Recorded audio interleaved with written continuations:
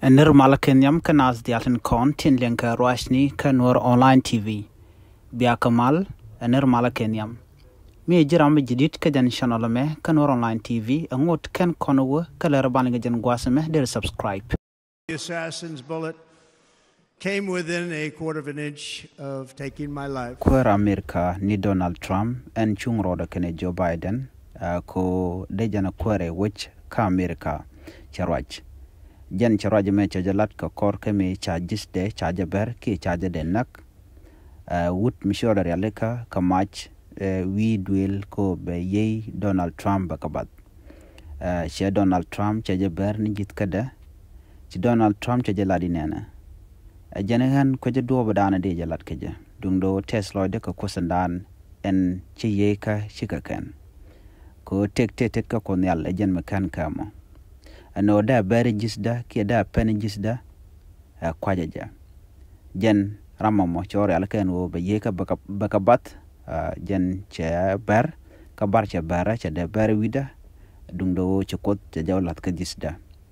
ne me jen dana che tuok ci Donald Trump ala kwardanen gwiken wo de America rwach che jeladan rwajamo ko kwajen wo de rwaja wale ki de ben nyamdun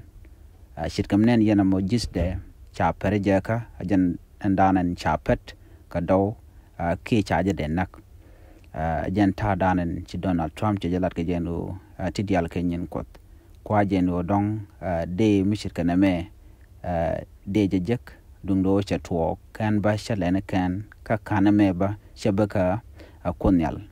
news me di de longa na me menyoda gwanwo andrungo ko dana kwar ka de nas de ka bus de dial kontin tere which ka America de ka watch de dial de ka jaga jago agenda na chalat and Donald Trump and Donald Trump point de ne to wantin kontin bi kwen si ne to wan chi rodien rian tama shuma ne dial te konti lo ko jeno de kan chong kore ko gwi kan no Donald Trump generation na che ka pair ka jen mala lada no ramuluglat cheronko da trewich cheronko da lat ko muloga lat de nyur lora bang loga ram nyur lora bang ani me ram te ka joi dungno me ram guch ka te ka chokate ka tet jen balet Donald Trump point da loga ne diala kontin cham kawal chet ka drang ne loga ke che ka gorno ne diala to che de gwan en de kari ka to de kan kalat che la no kan drang ne ki wala to kenen kon yarkana ke kujemo gore jeno baka watch ka jandana taten ko gore jeno ba America be ja khamo gwane jen ke ba peaceful country we mon ke le shitkamo jen won mal gam dini jen we mon ne me jandana chalat Donald Trump ka jandanen chalat nyam ne dial ko jen shi yeda shakan ke sha kam chance ko ba mo gwane jen bajalat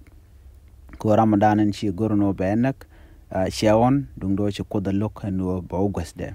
jena inshallah ne me Donald Trump gorno bi ñoani de ko ken bi ataka mal bye bye